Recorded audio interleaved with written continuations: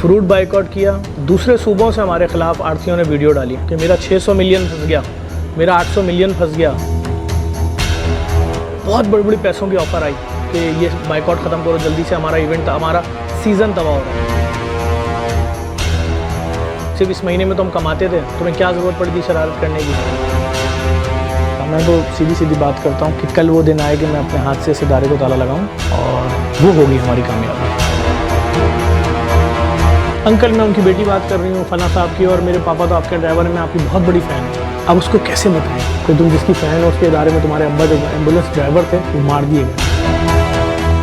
जिस तरह कराची में हमने गली गली फ्री डायलिसिस सेंटर्स खोले हैं, लाजमी बात एक महंगा इलाज है, 3 लाख रुपए 1.5 लाख रुपए महीना कौन दे सकता है। तो यहाँ पर भी अब पिंडी में और लाहौर में, मुल्तान में भी शुरू करने जा रहे हैं। बड़े फ़ख्र से कह सकते हैं पाकिस्तान वो ज़मीन है जहाँ पर अब्दुल सत्तार ईदी जैसे बेटे जिस ज़मीन के पास थे हैं, बल्कि उनका काम है आज उनकी औलाद फैसल ईदी हों या उनके पोते साद ईदी हों या उनके नवासे अहमद ईदी हों, उनके होते हुए हमें किसी और तरफ देखने की ज़रूरत ही नहीं। वही हमारी इंस्पिरेशन है। जब हमने अपनी तालीम मुकम्मल की उसके बाद से नौकरी भी कर रहे हैं और मुख्तलिफ़ लोग आइडियल हैं, लेकिन पैदाइशी चूँकि रज़ाकार हैं और पैदाइशी सोशल वर्कर हैं, इसलिए हमारी लाइन दूसरों से मुख्तलिफ है थोड़ी सी।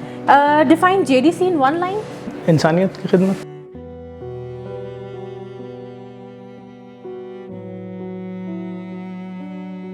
JDC के हेल्थ ऑपरेशंस के बारे में कुछ बताएं ज़रा। JDC चूँकि पैदा होने से लेकर मरने तक तमाम चीज़ों पे काम कर रही है। वो हेल्थ के शोबे में जितने भी सब्जेक्ट्स हैं हम सब पे काम कर रहे थे।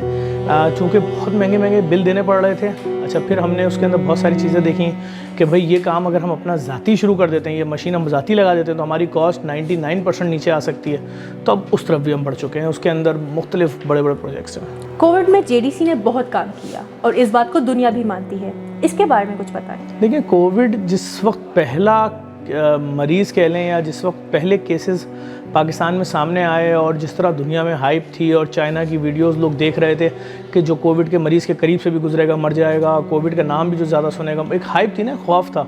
तो उन हालात में जब सक्खर में पहला सेंटर खुलता है और मैं देखता हूँ कि वहाँ जो लोग हैं उनको खाना जो है क्वारंटाइन में जो है वो फेंक के दिया जा रहा है कि मतलब खाना देने वाले डर रहे हैं। तो फिर मैंने वो समझे पहला या दूसरा दिन था, मैंने उस दिन जाकर उस सेंटर को टेक ओवर किया था। और जब कोविड का आखिरी मरीज़ या आखिरी सेंटर जो एक्सपो सेंटर कराची जिस दिन बंद हुआ, उस वक्त तक मैं खुल के यहाँ पर मैंने काम किया लोगों के लिए, चाहे वो राशन की फराहमी हो, रोज़ाना 35,000 बैग राशन, फिर फ्री अस्पताल कोविड का हुनैद लाखानी साहब के साथ मिलकर उनकी जगह पर, फिर जो पाकिस्तान आर्मी का एक्सपो सेंटर में लगा हुआ था फील्ड हॉस्पिटल, उसको 2 साल और 4 महीने या 5 महीने तक मुसलसल डेली नाश्ता, खाना, रात का खाना, ये तमाम चीज़ें फ़राहम करना। तो इस तरह से तमाम ही शोबों में काम किया। और काम राशन की ड्राइव तो हमारी दुनिया की सबसे बड़ी ड्राइव थी। इतनी बड़ी ड्राइव पूरे वर्ल्ड में किसी ने नहीं की। 2010 में शुरू किया जाने वाला ये सफ़र अब एक कारवां बन गया है जिसने कई लोगों को इंस्पायर किया। अपनी इस कामयाबी को देखकर आपको कैसा लगता है? नहीं, मैं इसको कामयाबी नहीं समझता। मैं तो सीधी सीधी बात करता हूँ कि कल वो दिन आए कि मैं अपने हाथ से इस इदारे को ताला लगाऊँ और वो होगी हमारी कामयाबी।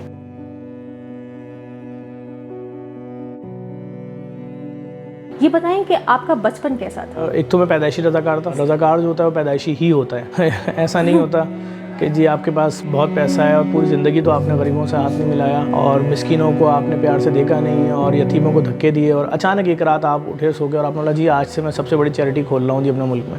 एक तो ये सिस्टम होता है। एक ये होता है जी आप 5 बहन भाई हैं और कोई मेहमान मिठाई लेकर आया बिलफर्ज और या कोई खिलौने लेकर आया, 3 ले आया, मुझे ये मिठाई पसंद नहीं है, मुझे खिलौना पसंद नहीं है, वो खुद से जो विड्रॉ करता है, हालांकि उसको पसंद होता है, वो रज़ाकार होता है। तो हम पैदाइशी रज़ाकार हैं। देखिए, चूँकि मैं खुद फ्री IT सिटी चला रहा हूँ और मैंने वहाँ पर कराची का सबसे खूबसूरत इंक्यूबेटर सेंटर बना रहा हूँ जो फ्री ऑफ कॉस्ट है। अच्छा। लेकिन यहाँ आने के बाद मेरा दिमाग बिल्कुल चेंज हो गया।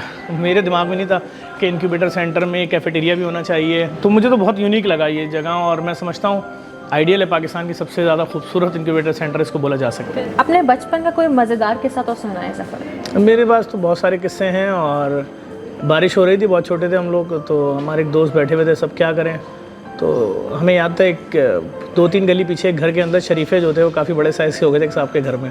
अच्छा। तो मैंने अपने दोस्त से बोला चलते हैं यार, ये तोड़ते हैं, मसला नहीं, घर में कोई है नहीं, मुझे कंफर्म रिपोर्ट है इस बात की। तो हमारा दोस्त साथ गया हमारे कहने पे, बेचारा दीवार पे चढ़ा, शरीफा तोड़ रहा था। मैंने कहा दरख्त पे चढ़ जाओ, शरीफे की शाखें कमज़ोर होती हैं। शाख टूट गई, हम लोग तो भाग गए। 20-25 मिनट बाद वो लड़का वापस आया, तो बड़ा गुस्से में था, हुआ क्या? कह रहे हैं शरीफा तो नहीं मिला, उनके घर वालों ने मारा बहुत कि डेली हमारी चीज़ें चोरी हो रही थी। तू पकड़ा गया। तो आप मतलब छोड़ के ही भागे उसे? लाजमी बात है, हम सबने थोड़ी पिटना था। लेकिन ये सब चीज़ें हम बहुत करते हैं। एक सवाल जो पूरे पाकिस्तान में बहुत ज़्यादा किया जाता है वो है बिरयानी वॉर के ऊपर। What do you think, Lahore या कराची? कराची के आगे खाने ही कोई नहीं है। आप मेरे साथ चलें, मैं कराची में आपको बिरयानी की वो किस्में खिलाऊंगा कि आप खुद परेशान हो जाएंगे। आपकी फ्रूट बायकॉट की कैंपेन जो है उसने बड़ी हाइप पकड़ी, पूरे सोशल मीडिया में उसका बहुत ज़्यादा जिक्र रहा। ये बताएं कि अगला टारगेट क्या है? आप समझें, फ़कीरों को बायकॉट हमने किया, उसमें घर तक पीछा करते हुए आए। फ्रूट बायकॉट किया, दूसरे सूबों से हमारे ख़िलाफ़ आड़तियों ने वीडियो डाली कि तुम्हारी वजह से हमारे हज़ारों ट्रक रास्ते में फंसे हुए हैं। बात यह है कि इन्वेस्टर्स ने वीडियो डाली हमारे ख़िलाफ़ कि मेरा 600 मिलियन फंस गया, मेरा 800 मिलियन फंस गया, सिर्फ इस महीने में तो हम कमाते थे, तुम्हें क्या ज़रूरत पड़ी थी शरारत करने की। बहुत बड़ी बड़ी पैसों की ऑफ़र आई कि ये बायकॉट ख़त्म करो जल्दी से, हमारा इवेंट, हमारा सीज़न तबाह हो रहा है। बात ये, गरीब का दस्तरखान फल से खाली हो गया। सिर्फ आपकी बदमाशी, आपकी ज़ख़ीरा अंदोज़ी, आपके फलों के रेट सरकारी रेट से 400 गुना ज़्यादा महंगा करने पे। लेकिन मैं इसके ऊपर पूरे पाकिस्तान के आवाम को खराज तहसीन पेश करूँगा जिन्होंने मेरा साथ दिया। और वही तरबूज जो 450 रुपये किलो था, 40 रुपये किलो पे आ गया बायकॉट ख़त्म होने वाले दिन।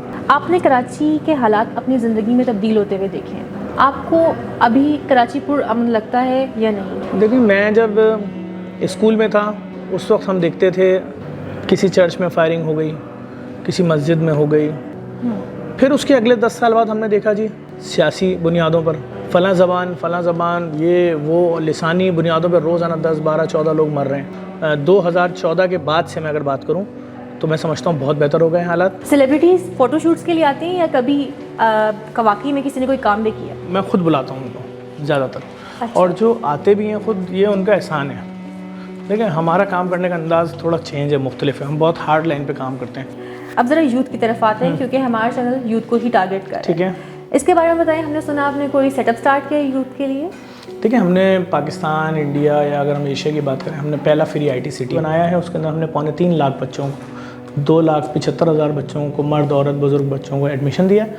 उसमें से हमारा तीसरा बैच चल रहा है। हर बैच में 10,500 बच्चे पढ़ रहे हैं। 1 रुपया फ़ीस नहीं ली जा रही उनसे। उसके लिए हमने 6 फ्री लैब बनाए हैं कंप्यूटर के, जिसके सारे कंप्यूटर जो हैं वो डेल कंपनी ने दिए हैं हमें। और इस वक्त हम इंक्यूबेटर सेंटर बना रहे हैं एक बहुत बड़ा, वो भी फ्री ऑफ कॉस्ट लोगों को फराहम किया जाएगा। कहने वाले तो ये भी कहते हैं कि पाकिस्तान में फ्री कोर्सेज और फ्री चीज़ों की कदर नहीं होती, इसके बारे में क्या कहेंगे? देखिए, मैं अब आप किसी सरमायादार से अगर सवाल करेंगी है कि जिसने करोड़ों रुपए लगा के कोई इंस्टीट्यूट बनाया और उसका टारगेट उसने अरबों रुपए कमाने, तो वो तो यही जवाब देगा। और फ़कीरों को कराची में डिस्ट्रीब्यूशन करते थे, लाके हाथ पांव कटे हुए फ़कीर को लाके बैठाना किसी जगह पर और उससे पूरे दिन पैसे कलेक्ट करवाना, और वो अपने दोनों कटे हुए हाथ लोगों को दिखा रहा है, अपने दोनों कटे हुए पाँव लोगों को दिखा रहा है, और लोग उस बुनियाद पर उसको कोई 500 रुपये दे रहा है, कोई 1000 दे रहा है, कोई 100, 200, तो दिन में 10-12 हज़ार रुपये एक फ़कीर ऐसा कमा के देता है। एक डिस्ट्रीब्यूशन नेटवर्क है। हमने इसको डैमेज किया है पूरे पाकिस्तान में। हमने जब बाइकआउट अपील की, पूरे पाकिस्तान ने फ़कीरों का बाइकआउट किया।